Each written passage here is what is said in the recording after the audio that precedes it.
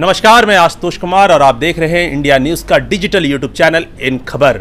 India versus Pakistan इस साल का शायद सबसे बड़ा मुकाबला, ना सिर्फ हिंदुस्तान और पाकिस्तान के लिए जबकि पूरे वर्ल्ड के लिए। शायद पूरे वर्ल्ड में सारे दर्शक आज इस मैच पे निगाहें बनाए रखेंगे।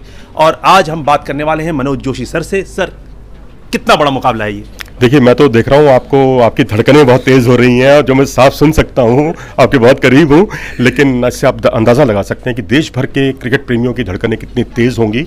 और वाकई जब भी मैच इन दोनों के बीच में होता है तो रोमांच अपनी पराकाष्ठा पर होता है। सर, पाकिस्तान की प्लस पॉइंट्स क्या है आज के मैच के बारे में?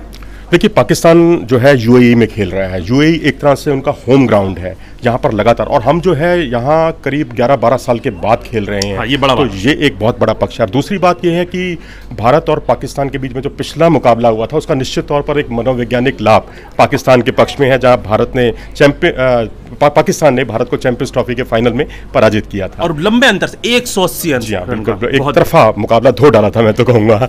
और भारत आज रिवेंज कर लेने के लिए पूरी तरह से आतुर होगा। और तीसरी बात जो मुझे लगती है कि अब तक भारत और पाकिस्तान के बीच में जितने भी मुकाबले होते थे, उन मुकाबलों में आमतौर पर जो है दावेदार ये कहा जाता था कि पाकिस्तान की बॉलिंग वर्सेस भारत की बैटिंग। ये तो फिक्स माना जाता है। जी बिल्कुल, लेकिन आज जो है ऐसा नहीं है।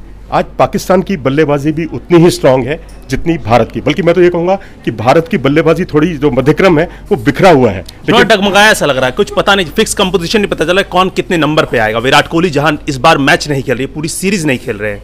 और चौथी बात जो मुझे लगती है कि जिस हांगकांग की टीम को पाकिस्तान ने महज 117 रन पर समेट दिया था, और भारत को उनको समेटने में, या ये कहिए कि 250 से भी उन्होंने ज्यादा रन बनाए, तो 259 रन उन्होंने भारत हांगकांग ने कड़ी टक्कर दी भारत को। एक वक्त ऐसा भी लग रहा था कि कहीं ना कहीं हांगकांग ने इतनी मजबूत हो जाए और ऐसे हालात पहुंच जाए कि इंडियन टीम मैच हार भी सकती है। 180 रन तक कोई विकेट नहीं गिरना।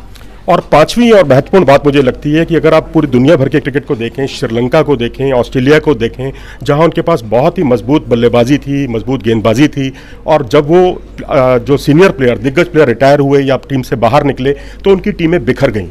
पाकिस्तान की टीम बिखरी नहीं है। मिसबाउल हक निकल चुके हैं, यूनिस खान निकल चुके हैं, उसके बाद जो नया टैलेंट आया है पाकिस्तान के अंदर, वो उन्हें नई ऊर्जा देता है। तो ये बहुत बड़ी बात है पाकिस्तान के क्रिकेट के लिए।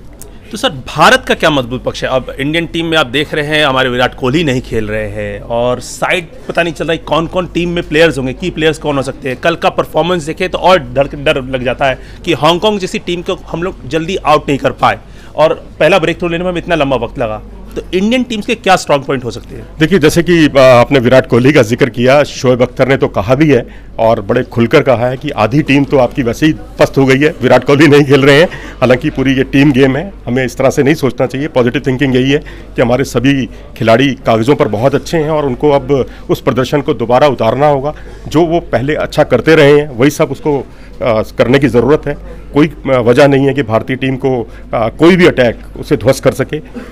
दूसरी बात मैं कहूँगा भारतीय टीम के पक्ष में, भारत की स्पिन गेंदबाजी, यजुवेंद्र चाहल और कुलदीप यादव इस समय पूरे गेंदबाजी आक्रमण की हम बात करें तो निश्चित तौर पर भारत के तुरुप का इक्का साबित हो सकते हैं। क्योंकि वहाँ पाकिस्तान में आप देखेंगे शोएब मलिक है, उन्हें अपनी गेंदबाजी पर कोई बहुत ज़्यादा स्पिन बॉलिंग पर भरोसा नहीं है।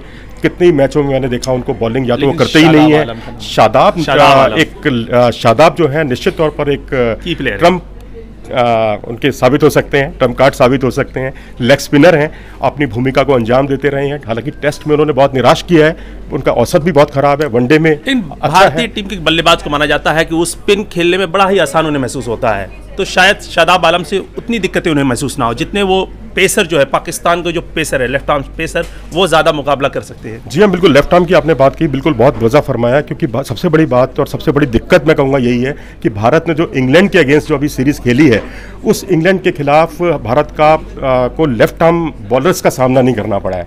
लेकिन यहाँ पर दुनिया के जो आला दर्जे के तेज़ गेंदबाज हैं, जो बाएँ हाथ के हैं, आपने आमिर को देखा, एक उस्मान जिन्होंने अभी वो हैट्रिक उसमें आ गए थे, 2 विकेट उन्होंने लिए थे और बहुत अच्छी उनकी गेंदबाजी बहुत ही शानदार रही थी। तो वो एक है, और उसके अलावा भी जुनैद खान बाहर बैठे हुए हैं, अगर वो भी टीम में आते हैं तो वो एक और चुनौती। पाकिस्तान का बॉलर की कभी कमी नहीं रही। तो ये था हमारा लेटेस्ट क्रिकेट अपडेट, जहां हम बताना चाह रहे थे कि पाकिस्तान की टीम कहीं ना कहीं मजबूत नजर आ रही है और भारत को अगर ये मैच जीतना है तो जो परफॉर्मेंस थी, जो पहले ले में इंडियन टीम नजर आती थी और एक साथ मिलकर खेलती थी, वैसा खेलना होगा। लगातार क्रिकेट न्यूज़ से जुड़े रहने के लिए हमारे चैनल इन खबर को सब्सक्राइब करें।